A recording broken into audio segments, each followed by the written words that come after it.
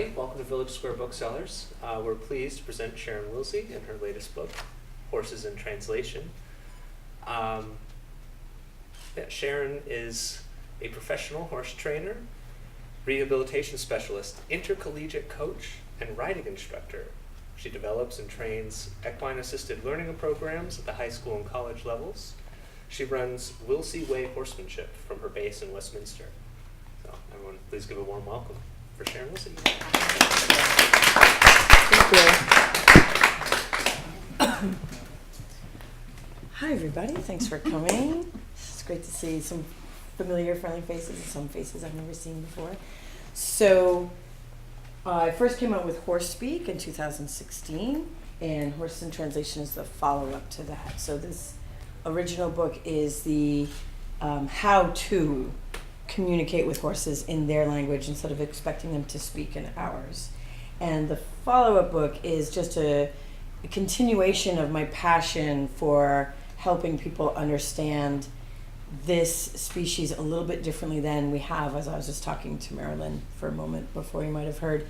I think that the human race has used horses for thousands of years for transportation, right? It's very simple: transportation, war, and just you got to get things done.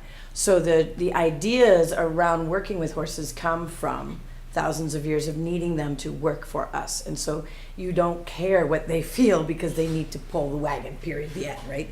And now we're moving into this world where we're getting into horses more and more for the relationship. You know, when you see like the Mustang Makeover, for instance, is all about, at least on the surface, it's all about relationship. There's so many more therapeutic riding centers that are opening up because the relationship with horses, they've discovered, is really healing, especially for, you know, kids with special needs or people on the autism spectrum, or, you know, people with PTSD. So an interesting side note to that, I was at a clinic recently and someone brought me an article that had been written, and this neuroscientist had said that horses have up to 6 million more mirroring neurons in their brain than we do. And the ones that we do have, we're screening them out most of the time, which means that we are not paying attention to the body language that we can pay attention to, and that they have the capacity to pay attention 6 million times more than we could even hope for. So that, in this article, it was about why do they seem to display such empathy? Because you can have a horse that might be challenging for the barn staff, but then you have someone, you know, on the autism spectrum get near the horse, and the horse just changes, gets very quiet, gets really present, starts to breathe, and just moves very, you know, very carefully with that student. And now, you know, so scientists are researching that. Well, why is that happening? Well, they're mirroring the proprioceptive changes in that person, and that person's operating on a different level, and the horse instinctively, because herds instinctively take care of each other. Whereas we're kind of herdy, you know, people, we have cliques and we have our groups, we like to be connected, but we're also very, very individualistic. And with horses, they're individuals, but they're always an individual in the context of how they fit into their group.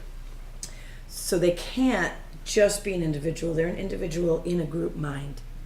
And when we enter into that group mind, we become part of that group mind.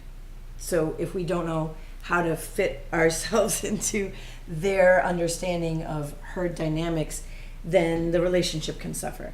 So most of what I talk about in these books, and specifically in this book, is stories about what it's like to really start to communicate with a horse in their language from their perspective, which is something that is a little different than how most of us have learned to think about horses. Because most of us have learned to think about horses in the old mind of make them do it. And that works, again, if you need to go somewhere, right? But if you want your horse to be your friend, then obey me and love me are two different paradigms. So then we have this little problem right in the center there, because, you know, on the side of obey me, we also have the need to feel safe. Because it's big. It's a big animal. It's a, you know, if the cat doesn't obey me, well, it's a cat, right? If the dog doesn't obey me, well, if it's small enough, a lot of people ignore that too. So if the horse doesn't obey me, it feels scary. It feels, out of control. It feels dangerous. But the effort that it takes to create an obedient animal is a different quality of effort than what it takes to create a deeper relationship with that same animal, especially because horses are prey. So in their mind, they're born knowing, hey, I'm meat on feet. They know that. And the horses get attacked by bears, horses get attacked by mountain lions, so this actually happens to them. A friend of mine in New Paltz, New York, has her horse in this stable, and they have a stall cam set up at night just in case something was to happen. There's always a record. And well, they came in one morning, the horses were all sweating, so they went and they looked at the stall cam. Well, a black bear had walked right down the aisle at 2 a.m. So these things really happen in horses' worlds. And there's a reason for them to be hypervigilant. There's a reason for them to think there's boogeymen everywhere, because there probably are. I also found out that they see in ultraviolet.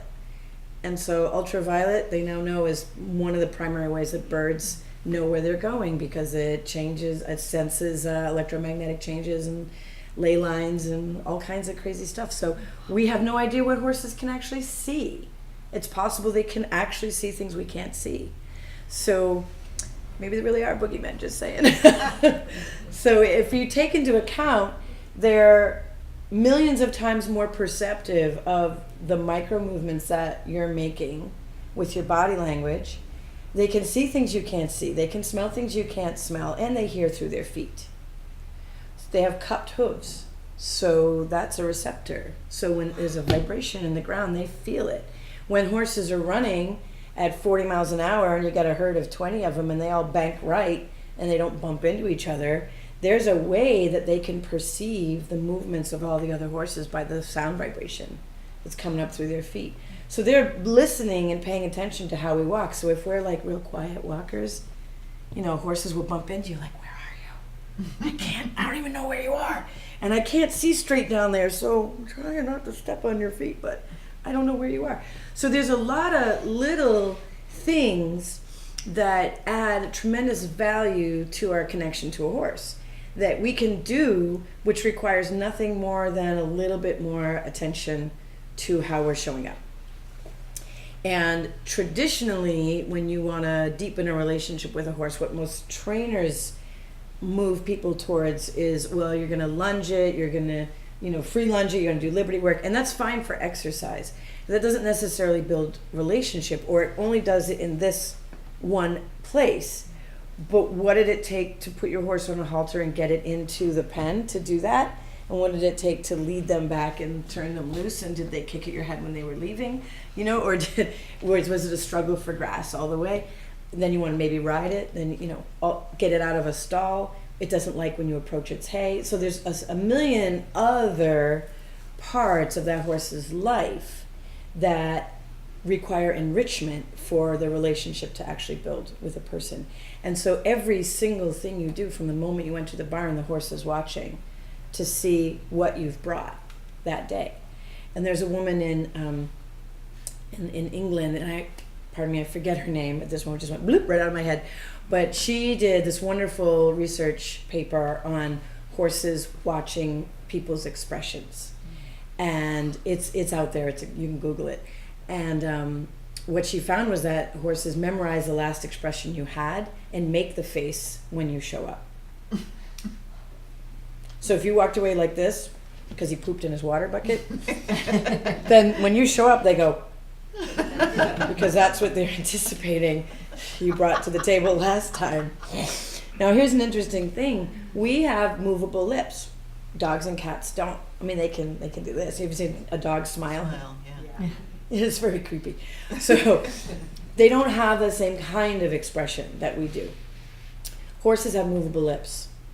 They also tent their eyes. Their eyes can get tented, like our eyes. Like if we're worried, we do this expression, they can do that expression. They grit their teeth, just like us. When they're tense and stressed, the soft palate actually closes to change so they can't swallow, so that their breathing capacity is deeper. So they have these mechanisms in their skeleton that are different for running versus digesting. And some of the faces that we make, there's a theory that we've actually developed some of our social cues from them, because they make those faces too. And we've lived with them for thousands and thousands of years, and we know that we have some dog-like qualities. Why wouldn't we have developed horse-like qualities? Because we get just to get along with them better. So what's interesting in approaching a horse with this different perspective is it's not about I got to get my horse and then I got to go over here and then I got to put things on it and then we have to go over there and then we have to do this and okay, now we're in it. It's actually from the moment you walk in the door, they are looking at you going, who are you today? And so if you read this book, you'll see that I go in a lot of description about many, many, many things that your body language is or isn't doing by accident. Whoops. So, for instance, when we're thinking, we're just concentrating really hard, we tend to do a face like this. I'm just thinking. What was that? I cannot remember that word, and this is the face I make. But if you're in the animal kingdom and you make this face says, I'm going to bite you. So when you make this face, because you're thinking, or they pooped in the water bucket, the horse is like, you're going to bite me. So you look like a biter. Most of us look like biters most of the time. So then they have to look for other body language cues to know what we actually want. And then they have this standoffish look. You'll see horses in this face. I didn't do it. I'll just, whatever you, okay. And if we're not breathing deep enough, they're not breathing deep enough. If we're not relaxed in our frame, they're not relaxed in their frame. If you take a horse, put on a lead rope, you've said to the horse, copy me. So whatever you then look like is what they say, okay. So if you look like this, let's go. They're like, okay. Right. So whatever you look like is what you've said, be like this. It's very simple, but it's very profound for them. So there's some other interesting aspects to communicating with horses that maybe somebody figured it out at some point, but no one's ever talked about it until I came along and was like, hey, this is happening. And one of those things is that horses have a formal greeting ritual. They have a very formal way of saying hello to each other. And some people have come up to me and said, oh yeah, I put my nose right up and sniff around. Like, maybe don't do that. You can if it's your horse and you know them, but like, I went up to a brand new horse I've never met before and sniffed his nose. No, don't do that. But in lieu of that, we have this. We have a knuckle.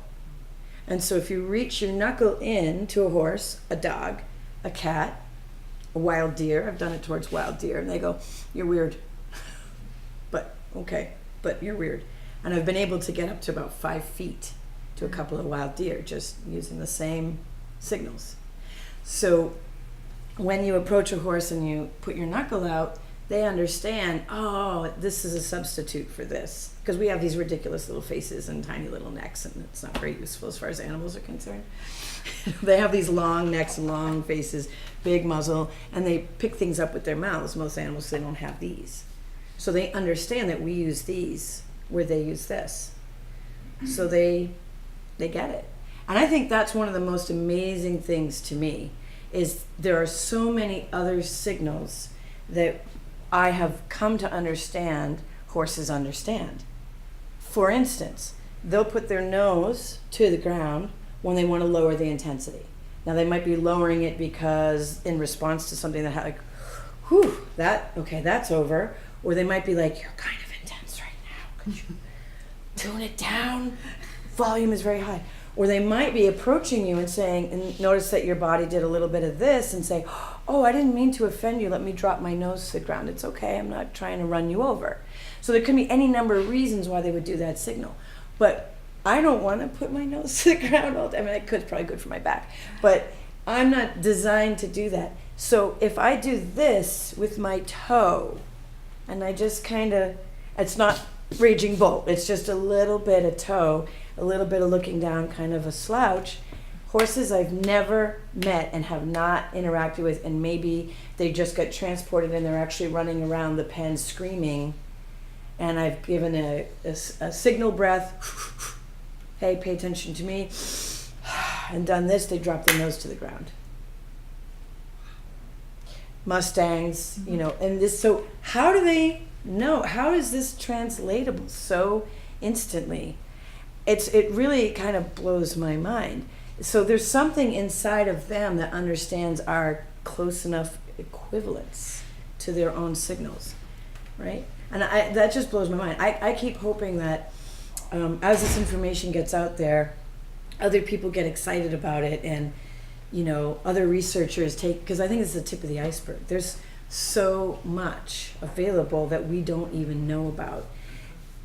If I hold my hand this way and I relax my chest and my shoulders this way, this is the equivalent to a horse standing sideways to another horse and doing this with his head in this relaxed way.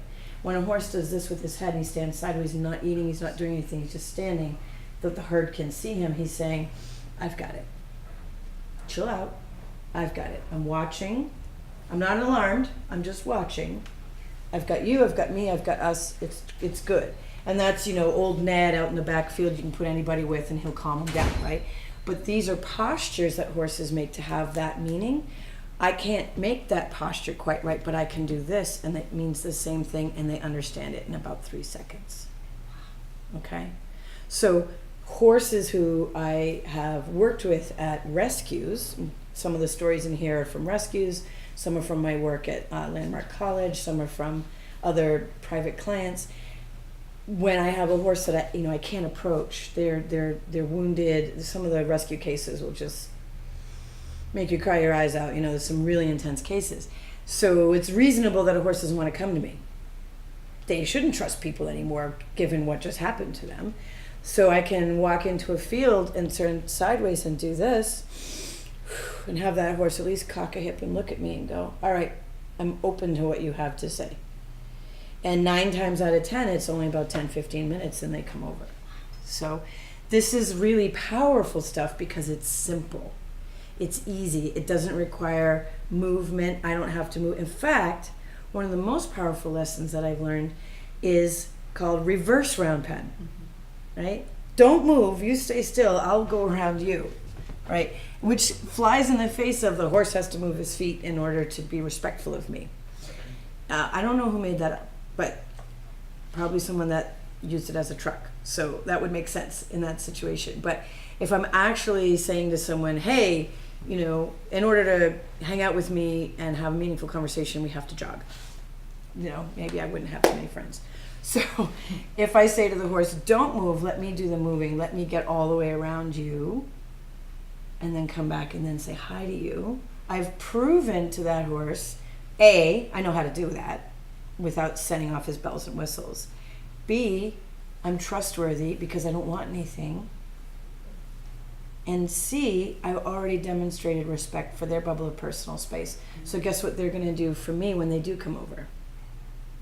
They're automatically going to respect my bubble of personal space. They may have questions, right? So the horse might come in and say, okay, lady, I want to come and say hi to you. Oh, this is usually where it goes wrong. Can I tell you about where it goes wrong with people? And they'll do this thing, and I'll go, oh yeah, I'll answer the question by using the buttons.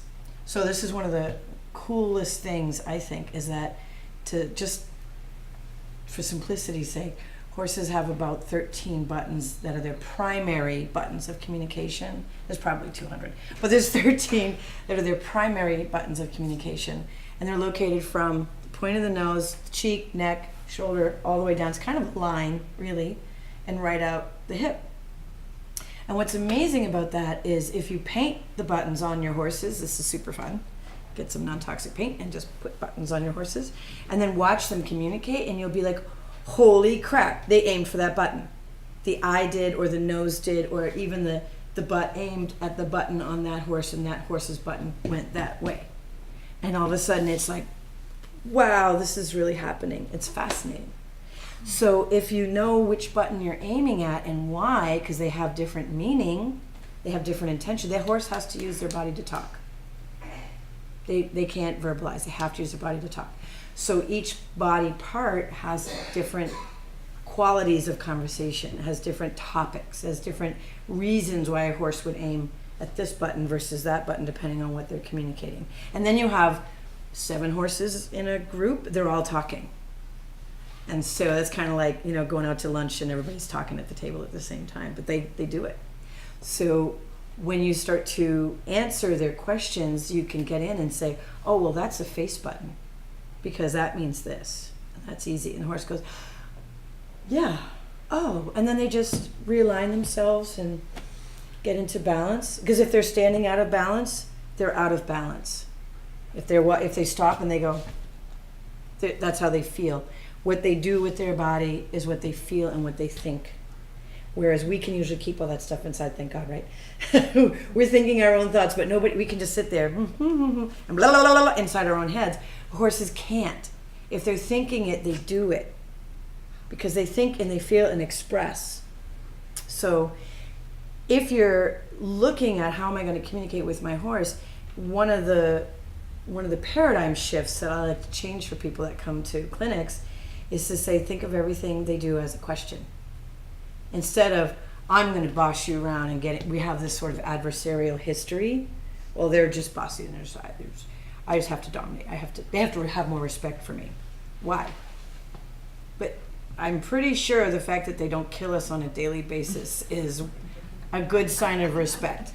So what they're really doing is saying, I don't understand when you stand by my belly and you face your belly button at my belly, that feels like pressure to me.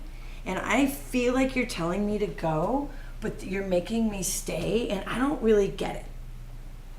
So I'm gonna dance away, because I think that's probably a better idea. And then you're going, shank, shank, shank, come back. Okay, so I got in trouble, but now I think I'm also in trouble because I'm inside your bubble, and I think that's wrong. So I want to let you know how close I actually feel. Bump, bump. This is probably too close. See? And it's just a little bit of... So when you turn everything around and you start to go, he's asking me questions. He doesn't know this piece right here, right? It changes how you respond to the horse because you say, oh, let me answer your question. Actually, yeah, you're right. I'm a little bit wibble wobble, and some days I like you really close and some days I don't, so I should clean that up for myself and decide which one I want so that I'm not like wishy-washy. And then let me be really, really clear with you where I want you to be, and let's just keep it the same. And what horses do is say, thanks, I will. So this sort of embedded quality of fixing horses that's in our culture, it's like every day is a new day to fix my horse. That starts to melt because horses fix themselves when they have their questions answered.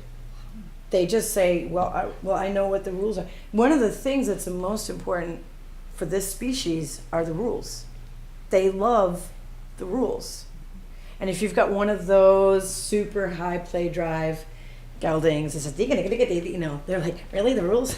But those are the few horses. The vast majority, and even those horses need the rules. The vast majority of horses, especially mares, love the rules.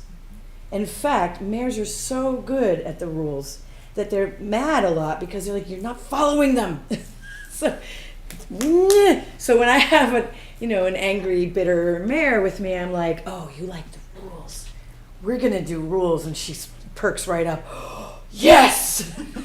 And then you're going to explain the rules to my human. And I was like, I am. And then the human comes and blows through the rules, and the mare goes, I told you! Right? But as soon as those mares get on board with me that I'm communicating horse speak, it's hysterical. They have this change of character, change of demeanor, because they'll go up to like if I'm at a clinic, right, they'll go up to the whole audience and go, hello, we're going to greet, and you're going to do that very good. What did you forget? Oh, very good. Okay, next. And they will they'll go to someone and be like, you're too X. I can't deal with you. You need to change it. I had a mare actually get mad because someone was crossing their legs. She was like, You look out of balance. I think you're going to fall off that chair. You need to get in balance there, sweetie. So, and she did. It was hysterical. And then she was all proud of herself, like, nailed it. So this is a great reinterpretation of, mares, because a lot of people have, like, mares are grumpy, da da da da. Well, yeah, they like the rules, and we're just like, like, we don't know what they are in terms of how horses perceive them. And as soon as you do, those mares turn around and become the best teachers. They're awesome. And they have so much to give.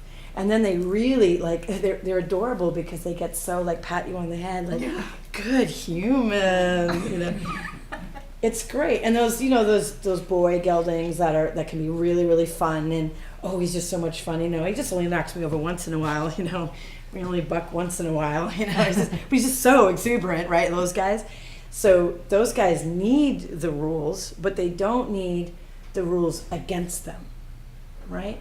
And this is a tricky thing. Like, so many people that like to ride professionally, you want that exuberance, right? You're looking for that show quality until you get off and they bite you or run you over or run away or, and all of these things. And so in that situation, how do you build the horse's exuberance and joy, but also give them a nice, healthy container? Like, how do you do that? So my job, I feel, was to look at the horse and say, well, how did they do it? How do they do it? And not the big stuff. The big stuff you can always see. You can always see that. But that's over. That happens and it's over. What about the other 90% of the time that they're out there, that they're not doing that? The whole rest of the time that they're with each other and not going, they're communicating. So my model is to do the other 90%. So if it did come to it where I had to act, I had to be like, stop, right? I want that to be this much of my relationship with the horse. And I want to be able to go and have that be that. I don't want to have to get a whip or a flag or a thing or a rope, and I don't want to have to do anything more than snap my fingers. So one story that didn't make it into this book, so it's fun to share it. I was at, be careful what you ask for. So I was at a clinic, and it's a Morgan breeding program north of here, and they've got some pretty interesting horses. They have a lot of stallions that they collect and whatever, and then they get to that point and they turn them into geldings. So now we're gonna ride them and sell them, whatever. And so it's a breeding program. It's what they do. So they've got these stallions turned geldings. So they're very high play drive, and we can't turn them out together. Of course, they can't turn them out together. They've been socialized, and they're trying to get these two boys to learn how to be together. And they said, when I was coming to the clinic, I had said I would like to do a demo with a couple of those horses. And they were like, "Let's be careful what you ask for." And they were like, "Oh, we've got the perfect ones for you." These guys, they're a little energetic. I'm like, okay, that sounds fun. Oh no! So they turn them loose in the indoor, and it's one of those indoors that luckily has like a big partition, so they're there and the audience is here. Thank God. And so these boys, they go out and they just go up, and I'm like, they're gonna lose an eye, like it was that much, right? And I'm looking at the director like, she goes, "Oh, it's all right, it's fine." They do this all the time. Oh my God. So this is where I'm having a moment like, I hope this works. And so what I did is what a lead mare would do. I ignored them, and I walked up and down, and I touched some things, and I banged on the fence post, and I kicked a few boards, and by the third time they both went, "The heck is she doing?" Oh, well, let's go back to playing. But at least I had them looking, right? So that's walk up, walk back, walk up, and they had turned to look. So that was good. So then I looked at them, 3 quick breaths to say, "I'm interested in talking to you." They stopped. What? Now what is she? It's really weird. Let's go back to playing, right? Okay, good. I got that. And then I look at them and I go, and they go, "What?" Because I had aimed at both cheeks from where I was a good, I don't know, 75 feet away. They were at the other end of the indoor, like a long ways away. from here, I just did there. Crap! I think it's a mother. And so I was like, I am. And then I went like this. And they went, oh, they put their noses down. So then I went inside, I walked up, and I stood, and I did here. And they both just walked over, yes, ma'am, and put their noses on my neck. I never met these guys before. Two freshly gelded, basically, stallions. And they come over, and they just put their noses here. And I'm like, Sharon, this is as cool as it's ever going to get. Good. Come and get them. Let's take one out. We'll just do one at a time. That'll be better. And it was great, you know. And it was just one of those moments that we don't have on film, you know. Yeah. But it was such a cool experience for me because, you know, the power of that. Yeah, I can do that, right? And that's wicked cool for me. And I definitely was like, wow, yeah. But the power of it is that anybody can do it. You know, so the director of the program was like, I'm in, teach me how to do that, because I've got 26 of those. So she can now, you know, but she's a big breeding program she got for it, so she's diving in off the deep end, and she can just walk up, hey, you know, the whole row of stallions just puts their heads in, yes. So it's a powerful communication system. And it doesn't take that much. What it takes is self-awareness. And it's a lot of the instincts that we have that work for us. So people say, well, I have always had the instinct to do this. Or I've always just kind of done that. I've met, you know, I was out in Washington State, and this wonderful older gentleman, he's a cowboy, real cowboy, you know, for like, he's 75, whatever. And he's like, well, I'm going to do one last bridal horse, you know. He's a real sweet guy. And he stayed for the whole clinic. It was amazing. And he's like, you know, I've done everything you've talked about. I just didn't know how to talk about it. And I was like, that's pretty cool. So I think for those of us who have had, you know, our little niche, like we've figured this little piece out. Well, I've always breathed at my horse's noses. Or we figured this out. Well, I've always kind of stood like this quietly when I wanted my horse to quiet. Whatever. Everybody's figured out little pieces. And that's because it's natural to use body language to communicate. We're doing it whether we mean to do it or not. But when you pay attention to what you're doing and you find like a moment of synthesis, you know, a moment where the decoding and the encoding between you and a horse worked, you're going to repeat that because it felt good.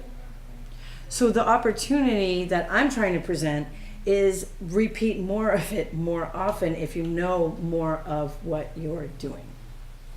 So that's what it all comes down to. So I'm going to say thank you very much for listening to me talk, and I'll take some questions from you guys.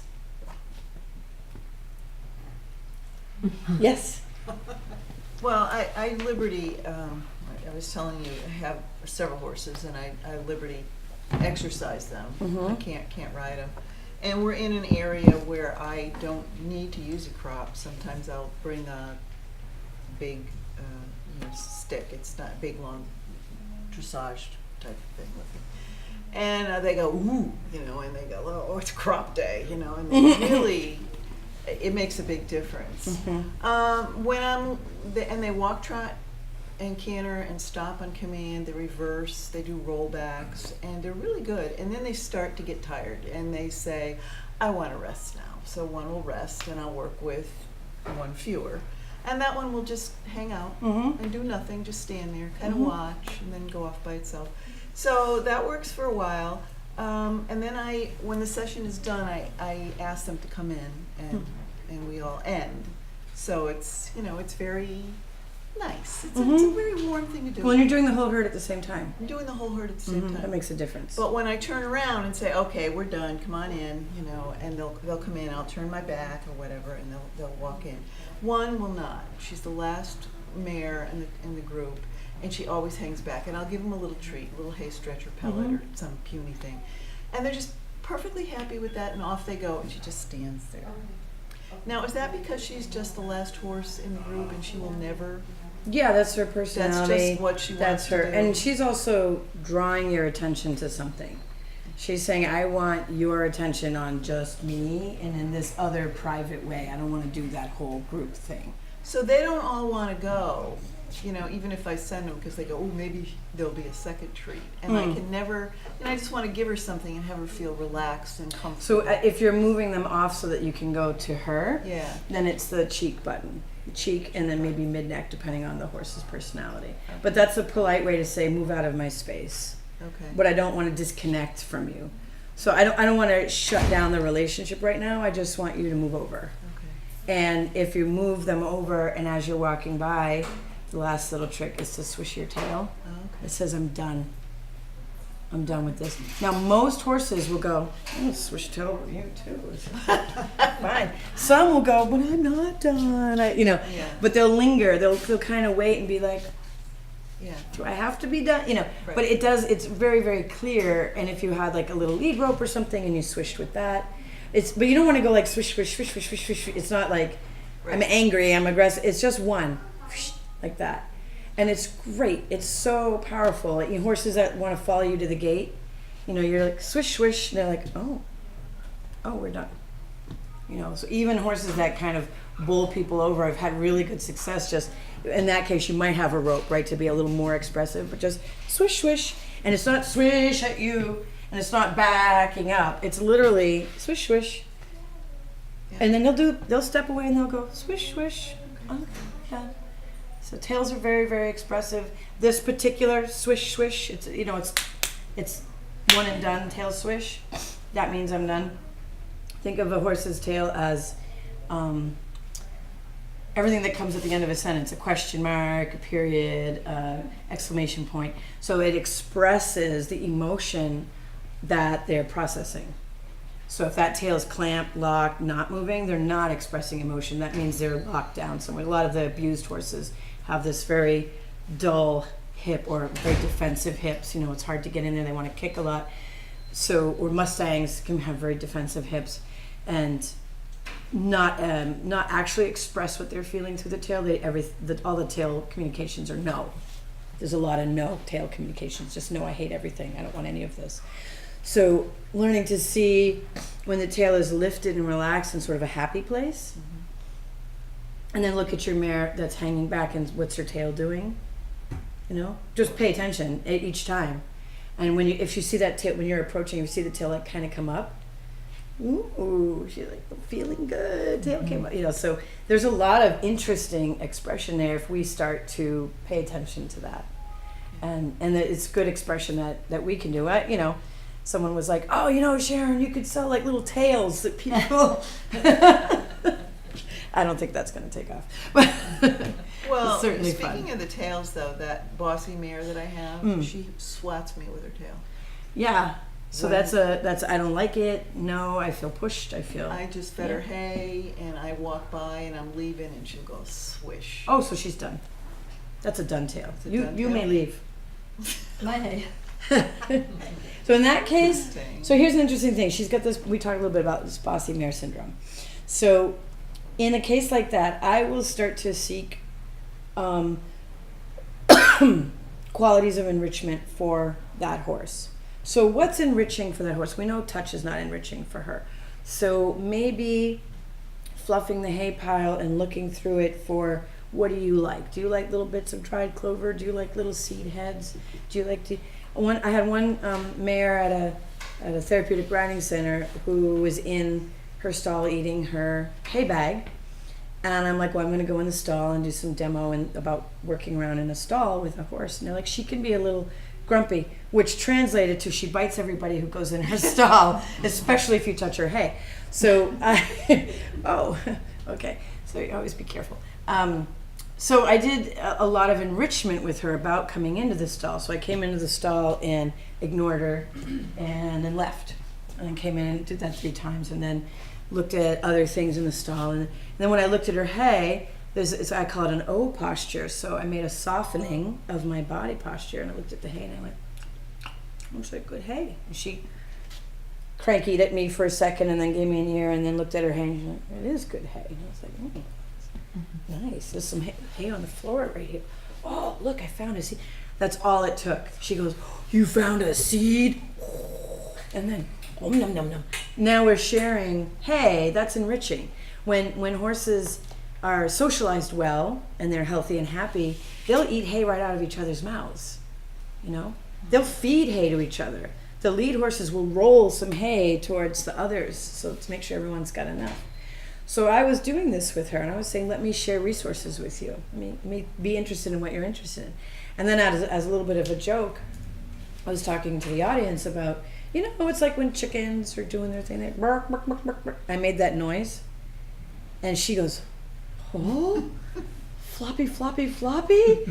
I don't know, was she raised with chickens? I have no idea, but she loved the noise. So now we're out in the aisle, and she got a little stressed about something for one moment, and there was hay, and she wanted to dive bomb. She's one of those, right? I want to dive bomb for the hay. I went, bark, bark, bark. And she went, oh, you're going to give me some? And I was like, now I have to. But she didn't dive bomb for it, right? And then I brought her in the stall, and I was like, bark, bark. And she looked at her hay bag and looked at me. I'm like, you guys are just going to have to cluck, cluck at this horse now. It's just, you got a whole new... But she got, like, put her in her happy place, you know, just for whatever reason that linked up.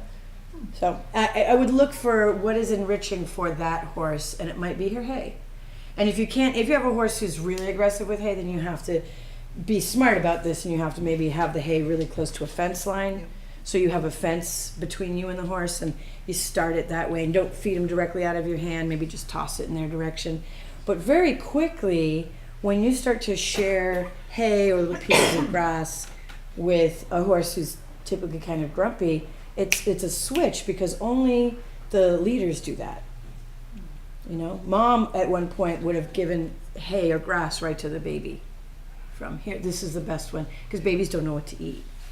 And so she'd pick some and then be like, this is what I'm eating. So it's already built in. So like grass and hay could be your new best friend, you know, as far as having a different quality of reach. And she's going to be the personality she is. But there's a way to bring enrichment to that. Does anybody else have a thought, question, comment? Yes? So this relates to humans with special needs. Since you're clearly sensitive to horse microexpressions and you're capable of mirroring to an extent that clearly the average human might not be capable, and horses are capable of mirroring and obviously aware of human microexpressions, have you yourself worked with humans directly in a therapeutic setting? Well, I'm not a therapist, but I've been in the therapeutic riding world. So part of my work at the college, all those students there, they're at Landmark College because they have learning disabilities. So they're on the autism spectrum, or they have ADHD, or some have had traumatic brain injury. There's any number of reasons why they need extra help, right? So a lot of the students that came to me also had an inability to really read social cues for whatever reason, or a disability about it. So part of what my program did is gave them an opportunity to learn horse social skills, horse facial expressions, which there's only one way to get it. You know, you're only going to visually see it and experience it. You're not also then dealing with language. So like if a person is saying, I love you, right? The rest of us would get the inference. I love you, huh? Right. But if someone doesn't read social cues, they might not get that. They would just be like, you're smiling and you're saying I love you. Okay. And not get the subtlety. But with a horse or a dog or a cat, there's only one way. So there's a movement, there's a gesture, that's it. That's all you have to interpret. So they found it a lot easier to start there, and then from there bring it into the human area and start to develop better rapport with peers. So because of working with them and having them ask really fantastic questions, you know, like, well, you know, if you're too close to the horse and they make that face, they might bite you. Why? May come up with a really good answer for that. Because, you know, like I might just say, oh, of course, you know, and somebody else might say, well, yeah, sure. But they're in a situation where they're like, no, I don't get that. I don't actually get that. Why? So how do you break that down? How do you make that sequential? How do you build the steps of understanding that in a way that's observable and repeatable and learnable? So that was really fun for me, and I felt like it definitely took me on a deeper level of learning facial cues, human facial cues, because I wanted to explain it to my students. So I just, on my own, did a lot of that research. There's great stuff out there. Anyone ever see the movie, the TV show that was on a few years ago? It's called Liar Liar. Oh yeah. Yeah, right? Microexpression. Oh yeah. It's great. It was on Netflix or something, but it's based on this real guy who can tell if you're lying, and he does it like for the government and stuff. So it's a pretty cool show. But I just got really interested in that on that level for that reason, because this is my students needed me to be able to do that. Yeah. Mm-hmm. Just a quick question. You mentioned the deer, that you could go up much closer than most of us could. How much have you found that, particularly at the entrance to an interaction, what you would do with a horse is transferable to other animals? Yeah, and what pieces of it? Like what? I haven't tried llamas. No, I know. Llamas kind of go no to everything, but deer, cows, goats, sheep, they are very, very, very similar because they're all herd-based prey animals. So donkeys and mules also are very, very similar to horses. They just do everything like they took a Valium, so it's right. It's just real slow, but it's interesting because there's so many of the signals are similar, and then it crosses species. Like I had to unfortunately trap a raccoon because he was eating all my chickens, and so we go out and there's this huge raccoon in the cage, and he's very upset. And you're trying to pick up the handle, and he's gonna get you. Yeah. So I was like, this isn't working. All right, so I backed up. I stood sideways. I licked and chewed. I blinked. I nodded my head. I blinked. I nodded my head. And then I looked at him and I went,